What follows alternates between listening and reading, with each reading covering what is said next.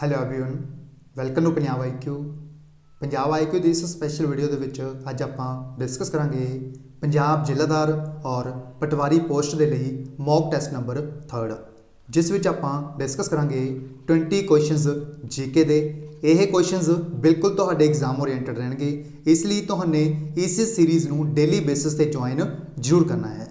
ਇਹ mock test number 3 मैं ਤੁਹਾਡੇ तक लैके आ रहा। मेरा नाम है मोहित गर्गा।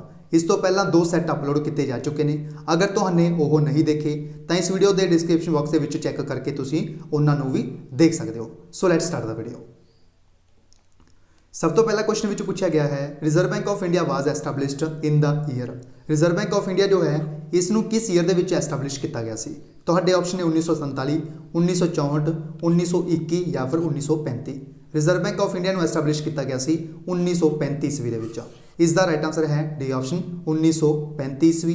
इस तो इलावा अगर पूछा जाए किस एक्ट के अधीन सैटअप किया गया सी तो अपना आंसर चेंज हो जाएगा RBI एक्ट 1934।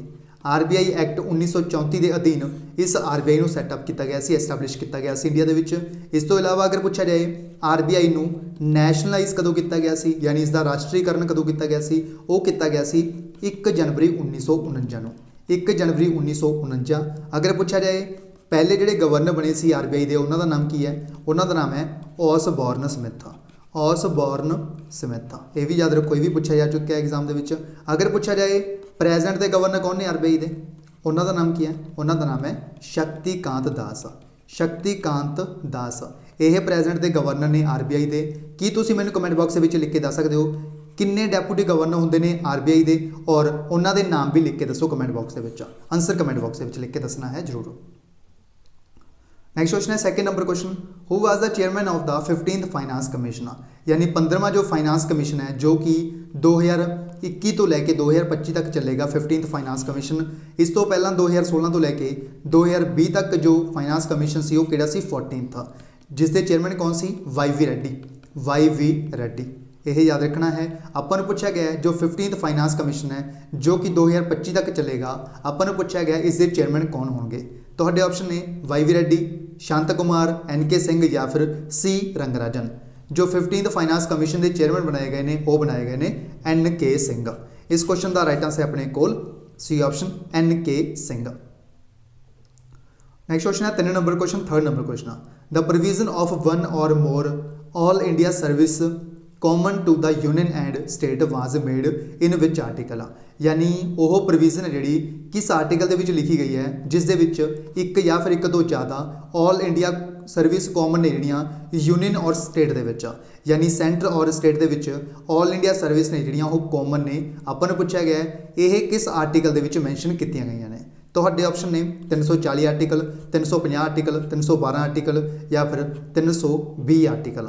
यह मैंशन की गई ने आर्टिकल 312 के अधीन। इस क्वेश्चन का राइट आंसर अपने कोल C ऑप्शन आर्टिकल 312। इस तो इलावा फाइनेंस कमीशन का आर्टिकल काफ़ी पूछते हैं। फाइनेंस कमीशन का आर्टिकल कितना, आर्टिकल 280। अगर पूछा जाए इलैक्शन कमीशन का आर्टिकल कितना, उसका आंसर चेंज हो जाएगा, उसका आंसर है 324। दोनों ही पूछे जा चुके हैं एग्जाम के, सो याद रखना है। नेक्स्ट क्वेश्चन अपने कोल 4th number question, polio vaccine was discovered by. Polio की जो वैक्सीन है इसनों डिस्कवर किस दे द्वारा किया गया सी। तो ऑप्शन है Edward Jenner, A Fleming, Jonas E Salk या फिर JF एंडर्स। जो पोलियो वैक्सीन है इसनों डिस्कवर किया गया सी जोनस साक के द्वारा। इस क्वेश्चन का राइट आंसर अपने कोल C ऑप्शन जोनस ई साक जो है इस दे द्वारा डिस्कवर किया गया सी पोलियो वैक्सीन नूं। अगर पूछा जाए यह पोलियो की वैक्सीन जो है इसनों पहली बार कदों यूज़ किया गया सी, ये क्वेश्चन भी एग्जाम के पूछा जा चुका है। यह पहली बार जो वैक्सीन है इसनों डिस्कवर करने तो बाद पहली बार यूज़ किया गया सी 1955 ईस्वी के 1955 के। यह क्वेश्चन भी पूछा जा चुका है एग्जाम के, सो याद रखना है। नेक्स्ट क्वेश्चन अपने को 5th number question, 5 number question, the longest muscle in human body is. यानी जो लॉन्गेस्ट सब तो लंबे जो मसल होंगे ने ह्यूमन बॉडी के उन्होंने नाम बेसिकली आपको पूछा गया इस क्वेश्चन के। अपने ऑप्शन है इस क्वेश्चन के सार्टोरियस, स्टेपेडियस, ग्लूटस या फिर कार्डियक मसल। दिते गए 4 ऑप्शनों के जो लॉन्गेस्ट मसल दिते गए हैं आपको वो दिते गए हैं A ऑप्शन के सार्टोरियस। इस क्वेश्चन का राइट आंसर है अपने कोल ए ऑप्शन सार्टोरियस। ये ने ह्यूमन बॉडी के विच सब तो वड्डे मसल। इसका राइट आंसर है ए ऑप्शन। इस तो इलावा तुम ये भी याद रखो जो ह्यूमन बॉडी के विच सब तो लंबी हड्डी जो है लॉन्गेस्ट बोन जो है इसनू बोलते हैं फीमर। फीमर यह याद रखना है। और अगर पूछा जाए सब तो समोलेस्ट बोन कि ह्यूमन बॉडी के विच सब तो समोलेस्ट बोन जो है उसका नाम है स्टेप्स, या फिर आप कह सकते हैं ईयर बोन। ईयर बोन जो फीमर है ये कितने होंगी है थाई के होंगी है, यानी पट के होंगी है, इस करके इन्हू थाई बोन भी बोलते हैं। थाई बोन भी कहा जाता है फीमर को। नैक्सट क्वेश्चन अपने को 6 number question the president of India may appoint all the following except, यानी राष्ट्रपति जो होंगे ने इंडिया के इन्हों के द्वारा किसनू अपॉइंट किया जाता है, यानी अपन पूछा गया है इन्हों के 4 ऑप्शन के 3 अपॉइंट किया जाता है, बट एक परसन अजिहे लिखे गए हैं ऑप्शन के जिन्होंने अपॉइंट राष्ट्रपति के द्वारा नहीं किया जाता, वही आपने ऑप्शन है जो चूज करना है। तो ऑप्शन दिए गए हैं prime minister, governor, high court जजिज या फिर राज्य सभा चेयरमैन। जो राष्ट्रपति होंगे ने इन्हों का नाम याद रखना तो रामनाथ कोविंद, और ये इंडिया के 14th प्रेजिडेंट ने। और वेंकैया नायडू ने जोड़े ये ने वाइस प्रेजिडेंट और ये 13th ने। और जो एक्स ऑफिशियो चेयरमैन होंगे ने ये राज्यसभा के। यह क्वेश्चन पूछे चुके हैं एग्जाम के याद रखना है। एक्स ऑफिशियो चेयरमैन होंगे ने जो वाइस प्रेजिडेंट होंगे ने यह भी तुसी याद रखना है, जो कौन है वेंकैया नायडू। ठीक है, अपन ये 4 ऑप्शन दिए गए हैं। अपन पूछा गया है किसनू राष्ट्रपति के द्वारा अपॉइंट नहीं किया जाता। इसका जो राइट आंसर अपने को है डी ऑप्शन राज्यसभा के चेयरमैन। राज्यसभा के जो चेयरमैन होंगे ने जिन्होंने आप बोलते हैं उप राष्ट्रपति या फिर आप कह सकते हैं वाइस प्रेजिडेंट, इन्हों राष्ट्रपति के द्वारा अपॉइंट नहीं किया जाता। इसलिए राइट आंसर बन जाएगा अपने इस क्वेश्चन का D option Rajya Sabha chairman. Prime minister को भी, गवर्नर को भी और हाई कोर्ट जजिज को भी कौन अपॉइंट करता है राष्ट्रपति, बट राज्यसभा का चेयरमैन जो होंगे है इसनों इलैक्ट किया जाता है। इसकी इलैक्शन के आपको पूछा जाता है कि जो नॉमीनेटेड मैंबर्स होंगे ने वो पार्टिसिपेट करते हैं कि नहीं करते। नॉमीनेटेड मैंबर्स जोड़े होंगे ने वो भी राज्यसभा के चेयरमैन की इलैक्शन के पार्टिसिपेट करते हैं, यानी जो वाइस प्रेजिडेंट होंगे है उसकी इलैक्शन के पार्टिसिपेट किया जाता है जो नॉमीनेट मैंबर होंगे ने। यह भी तुसी याद रखो। इसका आंसर है डी ऑप्शन। नैक्सट क्वेश्चन अपने को the period of high inflation and low economic growth is termed as, यानी एक पीरियड बारे दसिया गया है जिस दे विच सब तो ज़्यादा महंगाई होएगी, हाई इन्फ्लेशन आपको देखने को मिलेगी, इस दे नाल लो इकोनॉमिक ग्रोथ भी आपको देखने को मिलेगी। उसलिए आप इकोनॉमिक्स की टर्म के विच की यूज़ करते हैं, यानी किहड़ी टर्म यूज़ करते हैं हाई इन्फ्लेशन और लो इकोनॉमिक ग्रोथ के लिए। तो ऑप्शन है stagnation, take off stage in economy, stagflation या फिर डी ऑप्शन GNP। इस क्वेश्चन का जो राइट आंसर अपने को दिए गए 4 ऑप्शनों के वो है स्टैगफ्लेशन। इसका राइट आंसर है सी ऑप्शन। इस पोजीशन को बोलिया जाता है स्टैगफ्लेशन, जिस दे विच हाई इन्फ्लेशन यानी सब तो ज़्यादा महंगाई देखने को मिलती है और लो इकोनॉमिक ग्रोथ देखने को मिलती है। इस दे नाल काफ़ी बार आपको लो इकोनॉमिक ग्रोथ की बजाय आपको दे देंगे अनइंप्लॉयमेंट, तो उसका भी आंसर अपना की होएगा स्टैगफ्लेशन। अगर आपको पूछा जाए महंगाई की दर बढ़ रही है और अनइंप्लॉयमेंट भी बढ़ रहा है, वो कि कंडीशन होएगी उसनों आप की टर्म करांगे, वो टर्म होंगी है स्टैगफ्लेशन। ये भी तुसी याद रखो। इसका आंसर है C option stagflation. Next question अपने को bank rate is the rate at which the, यानी बैंक रेट बारे आपको पूछा गया है। अपने ऑप्शन दिए गए हैं bank lends to the public, यानी बैंक रेट वो रेट है जिस दे विच जो बैंक्स ने वो पब्लिक तो उधार लेंदे ने, इस विच क्या गया। ठीक है, reserve bank of India lends to the public, यानी रिजर्व बैंक ऑफ इंडिया जो है ये पब्लिक नू फाइनांस दिंदा है। रिजर्व बैंक ऑफ इंडिया इस दे विच भी कहा गया कि बैंक जिहड़े ये पब्लिक नू फाइनांस दिंदे ने इस रेट के उपर, बैंक रेट के उपर। थर्ड दे विच दिता गया है government of India lends to other countries, यानी गवर्नमेंट जो इंडिया है, इंडिया की गवर्नमेंट जो है ये अदर कंट्रीज़ को फाइनांस प्रोवाइड करती है इस रेट के उपर, ये दी गई है आपको। फोर्थ दिता गया है आपको डेफिनेशन के Reserve bank of India gives credit to commercial banks, यानी रिजर्व बैंक ऑफ इंडिया जो है ये लोन प्रोवाइड करेगा कमर्शियल बैंक्स को, जो कि आपको बिल्कुल सही दिता गया है। बैंक रेट वो होंदा है जो कि रिजर्व बैंक ऑफ इंडिया जो है ये क्रेडिट प्रोवाइड करता है कमर्शियल बैंक्स को। इसका राइट आंसर है D option. Reserve bank of India provide करता है जो कमर्शियल बैंक्स को एक क्रेडिट, उसको बोलते हैं आप बैंक रेट, यानी जिस रेट के उपर प्रोवाइड करता है उसको बोलते हैं आप बैंक रेट। इस क्वेश्चन का राइट आंसर है अपने को डी ऑप्शन। नैक्सट क्वेश्चन है अपने को international youth day is observed on, international youth day जो है ये किस डेट को ऑब्जर्व किया जाता है। ऑप्शन है अपने को 12 अगस्त, 11 अगस्त, 13 अगस्त या फिर 14 अगस्त। जो इंटरनेशनल यूथ डे है ये 12 अगस्त को ऑबजर्व किया जाता है। इसनूं तुहानूं कन्फ्यूज़ नहीं करना नैशनल यूथ डे दे नाल। नैशनल यूथ डे जो है इसनूं ऑबजर्व इंडिया दे विच किया जाता है 12 जनवरी को, क्योंकि इस दिन बड़े होंदा है स्वामी विवेकानंद जी का। स्वामी विवेकानंद जी का बड़े होंदा है 12 जनवरी को, इसलिए हर साल इंडिया दे विच ऑबजर्व किया जाता है नैशनल यूथ डे 12 जनवरी को। नैक्सट क्वेश्चन अपने कोल the method of growing plants without soil is called as यानी वह मैथड जिस दे नाल प्लांट ने जिहड़े ग्रो करते हैं विदाउट सॉइल उसनूं आपां की बोलते हैं। तो ऑप्शन है एंथोलॉजी, हाइड्रोपोनिक्स, एग्रोलॉजी या फिर पोमोलॉजी। इस कंडीशन को बोलिया की जाता है, इसनूं बोलिया जाता है हाइड्रोपोनिक्स। इस क्वेश्चन का राइट आंसर अपने को बी ऑप्शन हाइड्रोपोनिक्स वो कंडीशन होंदी है जिस दे विच वो मैथड होंदा बेसिकली जिस दे विच जिहड़े प्लांट्स ने वो ग्रो करते हैं विदाउट सॉइल। इसका आंसर है बी ऑप्शन हाइड्रोपोनिक्स।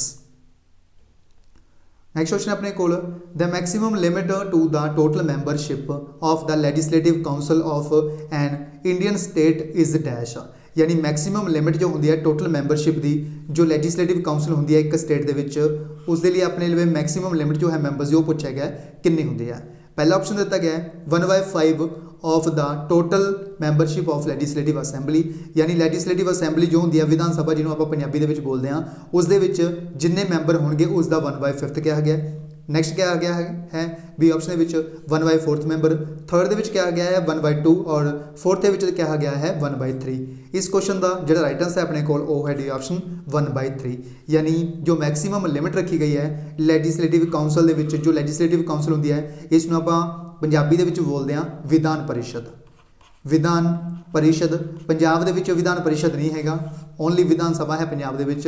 काफ़ी स्टेट्स ने जिवें यूपी हो गया इस दे विच विधान सभा और विधान परिषद दोनों ने। इस प्रकार के काफ़ी स्टेट्स ने जिन्हों के दोनों हाउस ने, बट जो पंजाब स्टेट है इस दे विच ओनली एक सदन है जिसनों आप लैजिस्लेटिव असैंबली बोलते हैं। अगर यह हाउस बनाना हो तो मैक्सीमम जो लिमिट रखी गई है मैंबरशिप की वो कितनी रखी गई है 1/3 यानी मान लो एक स्टेट के 100 सीट्स ने तो ये जो 33 ਜਿਹੜੇ लोग होंगे वो किहड़े होंगे लैजिस्लेटिव काउंसिल में बिलोंग करते होंगे। इसका राइट आंसर अपने को 1/3 of total membership of legislative assembly. इसका आंसर है डी ऑप्शन। नैक्सट क्वेश्चन अपने को the headquarters of universal postal union is located at which place. जो हैडक्वार्टर है मुख्यालय जो बनया हुआ है वो कितने बनया हुआ है यूनिवर्सल पोस्टल यूनियन का। तो ऑप्शन है बर्न, रोम, वियना या फिर जिनेवा। जो यूनिवर्सल पोस्टल यूनियन का हैडक्वार्टर बनया हुआ है वो बनया हुआ है बर्न के विच। इसका आंसर है ए ऑप्शन बर्न।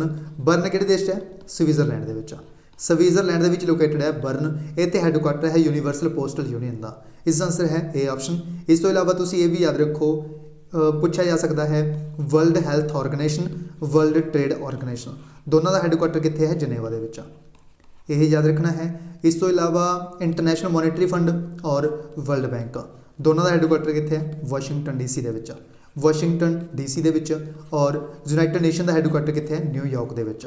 न्यूयॉर्क ये सारे याद रखो, सारे एग्जाम के पूछे जाते हैं। नैक्सट क्वेश्चन अपने को who among the following played a decisive role in the integrating the princely states of India यानी किस दे द्वारा डिसीजिव रोल है जो प्ले किया गया सी इंटीग्रेट करने के लिए जो प्रिंसली स्टेट सी यानी उन्होंने यूनाइट करने के लिए इंडिया के विच किस दा मेन रोल सी मेजर रोल किस परसन का सी। तो ऑप्शन है C Raja Gopalachari, doctor BR Ambedkar, Sardar Vallabh Bhai Patel या फिर जवाहरलाल नेहरू। यह जो डिसीजिव रोल सी वो सी सरदार वल्लभ भाई पटेल का। इसका आंसर है सी ऑप्शन सरदार वल्लभ भाई पटेल। इस तो इलावा तुसीं ये भी याद रखो अपन पूछा जाता एग्जाम के विच कि आयरन मैन ऑफ इंडिया किसनूं कहा जाता है। आयरन मैन ऑफ इंडिया किसनूं कहा जाता है सरदार वल्लभ भाई पटेल को कहा जाता है आयरन मैन ऑफ इंडिया। यह तुसीं याद रखो। इस तो इलावा तुसीं ये भी याद रखो इन्हां दा बर्थडे होंदा है 31 अक्तूबर को। 31 अक्तूबर को इंडिया के मनाया जाता है national unity day. National unity day India के सैलीब्रेट किया जाता है 31 अक्तूबर को, क्योंकि इस दिन बड़े होंदा है सरदार वल्लभ भाई पटेल का। इन्हों के द्वारा जो भी प्रिंसली स्टेट से इन्हों यूनाइट किया गया, इस करके इन्हों के बर्थडे को सैलीब्रेट करने के लिए इंडिया के नैशनल यूनिटी डे यानी राष्ट्रीय एकता दिवस मनाया जाता है हर साल। इस तो इलावा तुसीं भी याद रखो इन्हों के जन्म के उपर ही एक स्टैचू ऑफ यूनिटी भी है जोड़ा इनोग्रेट किया गया सी नर्मदा जिले के। स्टैचू ऑफ यूनिटी की हाइट जो है वो है 182 मीटर। अगर पूछा जाए कितने है ये नर्मदा जिले के।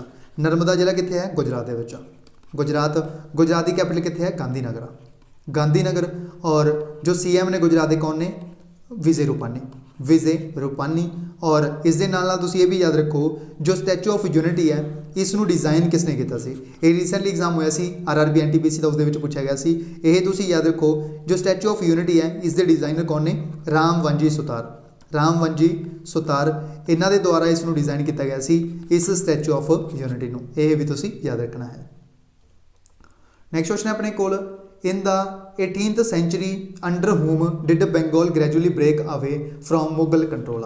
यानी 18वीं सेंचुरी दे विच जो बंगाल है यह ग्रैजुअली ब्रेक हो गया सी अवे फ्रॉम मुगल कंट्रोल, यानी मुगल कंट्रोल तो बाहर हो गया सी जो बंगाल सी।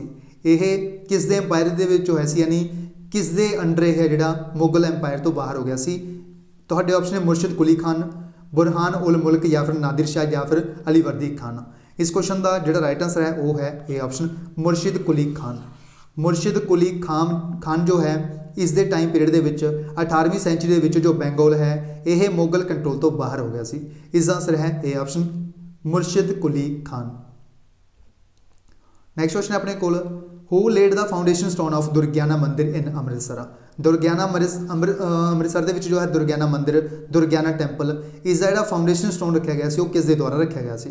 तुहाडे ऑप्शन है जवाहर लाल नेहरू, पंडित मोहन मालवीय, लाला लाजपत राय, गोपाल कृष्ण गोखले। जो दुर्गियाना मंदिर है अमृतसर दे विच इसकी जिहड़ा नींह पत्थर रखा गया सी और रखा गया सी मदन मोहन मालवीय के द्वारा। इसका आंसर है बी ऑप्शन मदन मोहन मालवीय के द्वारा इसका जिहड़ा फाउंडेशन स्टोन है वो रखा गया सी दुर्गियाना टैंपल का अमृतसर दे विच। इसका आंसर है B option Madan Mohan Malviya. Next question अपने कोल, which was the last battle fought by Banda Singh Bahadur against Mughals. यानी बाबा बंदा सिंह बहादुर के द्वारा जो लास्ट बैटल लड़ी गई सी मुगल्स के अगेंस्ट वो किहड़ी सी। तुहाडे ऑप्शन है battle of Chamkaur, battle of Nangal, battle of Muktsar या फिर बैटल ऑफ गुरदास नंगल।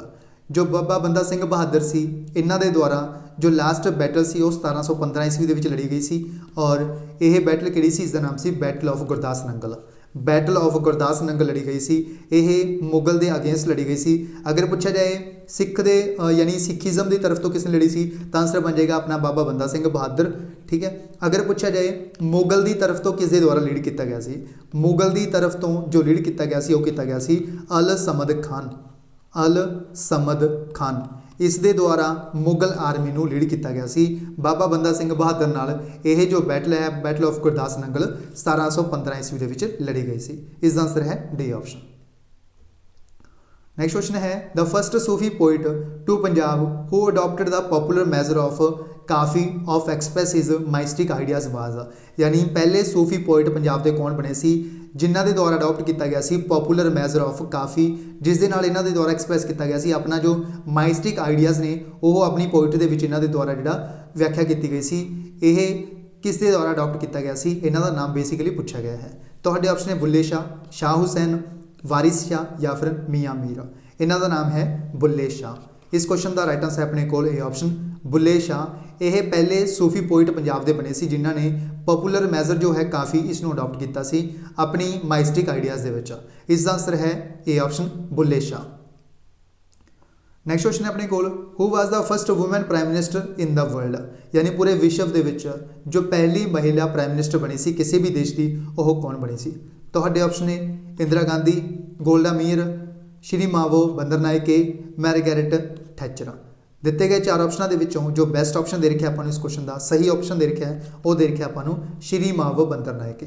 श्री मावो बंदरनायके जो है यह पहली महिला प्राइम मिनिस्टर बनी सी किसी भी देश की। किस देश की बनी सी? श्रीलंका की। श्रीलंका की पहली प्रधानमंत्री बनी सी पहली वूमेन प्राइम मिनिस्टर जिसका नाम है श्री मावो बंदरनायके। इसका आंसर है सी ऑप्शन। इस तो इलावा अगर पूछा जाए विश्व की पहली राष्ट्रपति वूमेन कौन बनी सी उसका नाम की होएगा विग्डिस फिनबो गाडोटिर। इन्हां दा नाम भी पूछा जा चुका एग्जाम दे विच। विग्डिस फिनबो गैडोटिर इन्हां दा नाम है। यह विश्व की पहली महिला राष्ट्रपति बनी सी और किस देश तो? आइसलैंड तो। आइसलैंड देश तो बनी सी यह पहली महिला राष्ट्रपति। नेक्स्ट क्वेश्चन है the national planning committee to prepare economic plan was formed under the chairmanship of, यानी नैशनल प्लैनिंग कमेटी जो है इन्हों के द्वारा इकोनॉमिक प्लान है जिहड़ा इनू फॉर्म किया गया, इसके चेयरमैन कौन बनाए गए सी जदों ये जिहड़ा इकोनॉमिक प्लान फॉर्म किया गया सी। तुहाडे ऑप्शन है एम विश्वेश्वरैया, सुभाष चंद्र बोस, जवाहर लाल नेहरू या फिर जोहन मिथाई। इसके जो चेयरमैन बनाए गए सी वो बनाए गए सी जवाहर लाल नेहरू। इसका आंसर है सी ऑप्शन जवाहर लाल नेहरू जो ने इन्हों इस नैशनल प्लैनिंग कमेटी जो है इन्हों के द्वारा इकोनॉमिक प्लान बनाया गया सी, इसके चेयरमैन बनाए गए सी, यानी नैशनल प्लैनिंग कमेटी जो सी इसके चेयरमैन कौन बने सी जवाहर लाल नेहरू। इसका आंसर है सी ऑप्शन। नेक्स्ट क्वेश्चन है last question 20th number question identify the leader of दल खालसा, यानी दल खालसा ग्रुप जो है इसके आगू कौन सी, इसके लीडर कौन सी। तो ऑप्शन है बाबा दीप सिंह, चढ़त सिंह शुक्र चक्कीया, जस्सा सिंह आलूवालिया या फिर अकाली फुला सिंह। जो दल खालसा है ग्रुप ये बेसिकली जो दल खालसा है ये सिखां के द्वारा बनाया गया सी। ये जो दल खालसा है बाद ये दो भागों के बनया गया सी, तरुणा दल और बुढ़ा दल। बाद थोड़े समय बाद इन्हों के द्वारा फिर तो रीयूनाइट हो गए ये, यानी फिर तो इन्होंने दल खालसा फॉर्म कर लिया। आपां नूं पुछया गया इसके आगू कौन सी दल खालसा दे, ये 4 ऑप्शन आपां नूं दिते गए हैं। इसके जो आगू बने सी दल खालसा दे वो बने सी जस्सा सिंह आलूवालिया। इसका आंसर है सी ऑप्शन जस्सा सिंह आलूवालिया। एक क्वेश्चन तुहाडे लई है जिसका आंसर तुसीं मैनूं कमेंट बॉक्स में लिख के जरूर दसना है। The Aravalli range run across which of the following Indian states, यानी अरावली रेंज जो है ये किहड़ी स्टेट दे विच है जिहड़ी होके गुजरती है, यानी अरावली रेंज ने जिहड़ियां पूछा गया बेसिकली कित्थे लोकेटेड ने, किस स्टेट से अक्रॉस ने जो अरावली रेंज ने। तुहाडे ऑप्शन है गुजरात, राजस्थान, पंजाब, दिल्ली, नेपाल, राजस्थान, हरियाणा, दिल्ली, गुजरात, राजस्थान, हरियाणा, दिल्ली, गुजरात, राजस्थान, यूपी ते दिल्ली। इस तो इलावा आपको पूछा जाता है जो अरावली रेंज ने इस जी हाईएस्ट पीक है उसका नाम की है, हाईएस्ट जी पीक है उसका नाम है गुरु शिखरा। एक क्वेश्चन भी पूछा जा चुका एग्जाम के याद रखना है। इस तो इलावा पंजाब पटवारी के लिए स्पैशल नोट्स बनाए गए हैं, अगर कोई स्टूडेंट लेना चाहता है तो लै सकता है। स्पैशल फॉर पंजाब पटवारी और जिलादार एग्जाम के लिए बनाए गए हैं। इस कंप्यूटर IT जो है 15 नंबर की कवर की गई है, जिस अकॉर्डिंग न्यू सिलेबस इन्हों के द्वारा मैंशन किया गया है उस अकॉर्डिंग ये नोट्स ने जोड़े स्पैशल तैयार किए गए हैं। कंप्यूटर IT है जो 15 नंबर का आएगा, 15 नंबर के इस तरह डिजाइन किए गए हैं कि तो 15 के 15 नंबर आ सकते हैं इस पेपर के पटवारी के। इस तरह सिलेबस के अकॉर्डिंग ये जोड़े नोट्स ने तैयार किए गए हैं। इस तो बाद GK 20 नंबर की कवर की गई है, 5 सबजैक्ट GK के कवर किए गए हैं। Modern history, Indian polity, geography, economy, biology, ये 5 सबजैक्ट ने जोड़े ये GK के कवर किए गए हैं इन्होंने स्पैशल नोट्सों के। उस तो बाद पंजाबी व्याकरण 10 नंबर की कवर की गई है, मैंसूरेशन प्लस मैथ 3 नंबर का कवर किया गया है। इस तो बाद एग्रीकल्चर जी 10 नंबर की कवर की गई है। टोटल मार्क्स ने जोड़े कवर किए जा रहे हैं 85, यानी इन्होंने नोट्सों के जोड़ा कवर होएगा मटीरियल वो होएगा 85 मार्क्स का। इस तो इलावा अगर कोई स्टूडेंट सारे नोट्स परचेज करता है तो उन्होंने पंजाब GK के जोड़े नोट्स ने फ्री दिए जाएंगे। ठीक है, इन्हों की जी फीस रखी गई है वो रखी गई है अगर तुम GK के परचेज करने ने कल्ले जिस modern history, Indian polity, geography, economy, biology इन्हों के नोट्स परचेज करने ने तो यह 5 सबजैक्टों के नोट्स ने 200 रुपये पर सबजैक्ट है, यानी टोटल 5 सबजैक्टों के कितने पैसे हो गए अपने को 1000 रुपया, यानी 1000 रुपीज़ के तो 5 सबजैक्ट के नोट्स ने जोड़े ये PDF फॉर्मेट के अवेलेबल करवाए जाएंगे। अगर कोई स्टूडेंट इन्हों के 1 दे 2 दे 3 दे लेना चाहता है तो वह भी लै सकता है। यानी मान लो मॉडर्न हिस्ट्री पॉलिटी के चाहिए तो तुमने 400 पे करने ने, तो 1000 रुपया पे नहीं करना। जिन्ने सबजैक्ट के तुम्हें नोट्स चाहिए हैं उन्ने पैसों के नाल तुसीं पे करके इन्हों परचेज कर सकते हो। उस तो बाद पंजाबी व्याकरण, एग्रीकल्चर, मैंसूरेशन, अगर तुसीं GK प्लस ये सारे सबजैक्ट लेना चाहते हो यानी 85 नंबरों का काम कवर करना चाहते हो तो तुहाडे लई जिहड़ी कीमत रखी गई है वो रखी गई है 2000 रुपया, और इस दे विच तुहानूं 10% डिस्काउंट भी दिता जाएगा, यानी 1800 रुपये के विच तुहानूं ये बेस्ट नोट्स ने जिहड़े प्रोवाइड किए जाएंगे जो पंजाब IQ टीम के द्वारा 1 मंथ लगा के तैयार किए गए हैं। 1 महीने की मेहनत के बाद यह स्पैशल नोट्स तैयार किए गए हैं। अगर कोई स्टूडेंट परचेज करना चाहता है तो परचेज कर सकता है। 200 रुपये का डिस्काउंट यानी 10% का तुहानूं डिस्काउंट भी दिता जाएगा। 1800 के विच तुहानूं ये सारे नोट्स प्रोवाइड किए जाएंगे। अगर कोई स्टूडेंट GK परचेज नहीं करना चाहता तो वह सारे नोट्स परचेज कर सकता है। इन्हों के तुहानूं पंजाबी व्याकरण, एग्रीकल्चर, मैंसूरेशन प्लस मैथ, इस दे विच तुहानूं एक मैथ की जी वीडियो है 200 क्वेश्चन की वो भी प्रोवाइड की जाएगी इस नोट्स के विच, यानी एक 200 वीडियो की ਜਿਹੜੀ ਵੀਡੀਓ ਹੈ PDF ਦੀ ਉਹ ਵੀ ਤੁਸੀਂ ਦੇਖ ਕੇ ਸਾਰੇ ਆਪਣੇ ਕਨਸੈਪਟ ਨੇ ਜਿਹੜੇ 200 ਕੁਐਸਚਨ ਦੇ ਰਿਲੇਟਡ ਉਹ ਕਲੀਅਰ ਕਰ ਸਕਦੇ ਹੋ। ਉਸ ਤੋਂ ਬਾਅਦ computer IT 15 number the cover ਹੋ ਰਿਹਾ ਹੈ, ਯਾਨੀ 65 ਨੰਬਰਾਂ ਦਾ ਜਿਹੜਾ ਕੰਮ ਹੈ ਉਹ ਕਵਰ ਕੀਤਾ ਜਾ ਰਿਹਾ ਹੈ। ਇਹਨਾਂ ਦੀ ਜਿਹੜੀ ਕੀਮਤ ਹੈ ਓਨਲੀ 1000 ਰੁਪਏ ਹੈ। ਇਹ ਤੁਸੀਂ ਇਹਨਾਂ ਨੂੰ ਵੀ ਪਰਚੇਸ ਕਰ ਸਕਦੇ ਹੋ। ਕਾफ़ी ਸਟੂਡੈਂਟ ਕਨਫਿਊਜ਼ ਨੇ ਕਿ ਸਰ ਸਾਨੂੰ ਜੋ ਐਗਰੀਕਲਚਰ ਔਰ ਕੰਪਿਊਟਰ IT ਦੇ ਨੋਟਸ ਚਾਹੀਦੇ ਨੇ, ਯਾਨੀ ਅਗਰ ਤੁਹਾਨੂੰ ਐਗਰੀਕਲਚਰ ਔਰ ਕੰਪਿਊਟਰ IT ਦੇ ਨੋਟਸ ਚਾਹੀਦੇ ਨੇ ਤੁਹਾਨੂੰ ਤਾਂ ਤੁਸੀਂ 300 ਰੁਪਏ ਦੇ ਵਿੱਚ ਇਹਨਾਂ ਦੋਨਾਂ ਨੂੰ ਵੀ ਪਰਚੇਸ ਕਰ ਸਕਦੇ ਹੋ। ਯਾਨੀ ਅਗਰ ਤੁਹਾਨੂੰ ਐਗਰੀਕਲਚਰ ਤੇ ਕੰਪਿਊਟਰ ਦੇ IT ਦੇ ਨੋਟਸ ਲੈਣੇ ਨੇ ਤਾਂ ਤੁਹਾਨੂੰ 1000 ਵੀ ਨਹੀਂ ਪੇ ਕਰਨਾ, ਤੁਹਾਨੂੰ ਪੇ ਕਰਨੇ ਨੇ ਓਨਲੀ 600 ਰੁਪੀਜ਼ ਆ। 600 ਰੁਪੀਜ਼ ਦੇ ਵਿੱਚ ਤੁਹਾਨੂੰ ਇਹ ਦੋਨੋਂ ਸਬਜੈਕਟਸ ਦੇ ਬੈਸਟ ਨੋਟਸ ਪ੍ਰੋਵਾਈਡ ਕਰ ਦਿੱਤੇ ਜਾਣਗੇ ਪੰਜਾਬ IQ ਟੀਮ ਦੇ ਦੁਆਰਾ। ਇਹ ਸੀ ਸਾਰੀ ਨੋਟਸਾਂ ਬਾਰੇ ਜਾਣਕਾਰੀ, ਅਗਰ ਕੋਈ ਸਟੂਡੈਂਟ ਲੈਣਾ ਚਾਹੁੰਦਾ ਤਾਂ ਲੈ ਸਕਦਾ ਹੈ। ਇਸ ਤੋਂ ਬਾਅਦ ਗੱਲ ਕਰਦੇ ਹਾਂ ਆਪਾਂ ਸਪੈਸ਼ਲ ਗੈਸਟ ਪੇਪਰ, ਜੋ ਕਿ ਪੰਜਾਬ ਰੈਵਨਿਊ ਪਟਵਾਰੀ ਇਰੀਗੇਸ਼ਨ ਬੁਕਿੰਗ ਕਲਰਕ ਦੇ ਜ਼ਿਲ੍ਹੇਦਾਰ ਦੇ ਲਈ ਸਪੈਸ਼ਲ ਡਿਜ਼ਾਈਨ ਕੀਤਾ ਗਿਆ ਹੈ। ਇਸ ਦੇ ਵਿੱਚ ਟੋਟਲ 6500 ਪਲੱਸ ਕੁਐਸਚਨ ਨੇ ਜਿਹੜੇ ਪਾਏ ਗਏ ਨੇ ਔਰ ਇਸ ਦਾ ਜਿਹੜਾ ਪ੍ਰਾਈਸ ਰੱਖਿਆ ਗਿਆ ਉਹ ਰੱਖਿਆ ਗਿਆ 1000 ਰੁਪਇਆ ਔਰ ਇਸ ਦੇ ਵਿੱਚ ਤੁਹਾਨੂੰ ਡਿਸਕਾਊਂਟ ਮਿਲੇਗਾ 200 ਰੁਪਏ ਦਾ ਔਰ ਤੁਹਾਡੇ ਜਿਹੜੇ ਫਾਈਨਲ ਚਾਰजेस ਲੱਗਣਗੇ ਕਿੰਨੇ ਰੁਪਏ ਲੱਗਣਗੇ 800 ਰੁਪਇਆ। ਯਾਨੀ 800 ਰੁਪਏ ਦੇ ਵਿੱਚ ਤੁਹਾਨੂੰ ਬੈਸਟ ਕੁਐਸਚਨ ਪ੍ਰੋਵਾਈਡ ਕੀਤੇ ਜਾਣਗੇ 6500 ਪਲੱਸ। ਇਹਨਾਂ ਕੁਐਸਚਨ ਦੇ ਵਿੱਚ ਤੁਹਾਨੂੰ 2 ਵੀਡੀਓਜ਼ ਵੀ ਦਿੱਤੀਆਂ ਜਾਣਗੀਆਂ, ਇੱਕ ਰੀਜ਼ਨਿੰਗ ਦੀ ਔਰ ਇੱਕ ਮੈਥ ਦੀ। ਯਾਨੀ ਮੈਥ ਔਰ ਰੀਜ਼ਨਿੰਗ ਦੀ ਤੁਹਾਨੂੰ 2 ਵੀਡੀਓਜ਼ ਵੀ ਪ੍ਰੋਵਾਈਡ ਕੀਤੀਆਂ ਜਾਣਗੀਆਂ, ਜਿਨ੍ਹਾਂ ਦੇ ਉੱਪਰ ਤੁਸੀਂ ਉਹਨਾਂ ਨੂੰ ਦੇਖ ਕੇ ਆਪਣੇ ਜਿਹੜੇ ਕੁਐਸਚਨ ਨੇ ਉਹਨਾਂ ਨੂੰ ਹੱਲ ਕਰ ਸਕਦੇ ਹੋ। 2 ਵੀਡੀਓਜ਼ 5-5 ਘੰਟੇ ਦੀਆਂ ਜਿਹੜੀਆਂ ਵੀਡੀਓਜ਼ ਨੇ ਉਹ ਪ੍ਰੋਵਾਈਡ ਕੀਤੀਆਂ ਜਾਣਗੀਆਂ ਇਸ ਗੈਸ ਪੇਪਰ ਦੇ ਵਿੱਚ।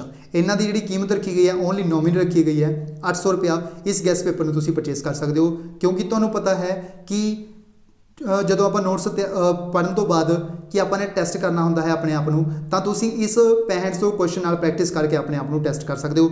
ਇਸ ਦੇ ਵਿੱਚੋਂ ਡਾਇਰੈਕਟ ਤੁਹਾਨੂੰ ਕਾਫੀ ਸਾਰੇ ਕੁਐਸਚਨ ਜਿਹੜੇ ਡਾਇਰੈਕਟ ਮਿਲ ਜਾਣਗੇ, ਕਿਉਂਕਿ ਕਰੰਟ ਅਫੇਅਰ ਵੀ ਇਸ ਦੇ ਵਿੱਚ ਇਨਕਲੂਡ ਕੀਤੇ ਗਏ ਨੇ 5 ਮਹੀਨਿਆਂ ਦੇ।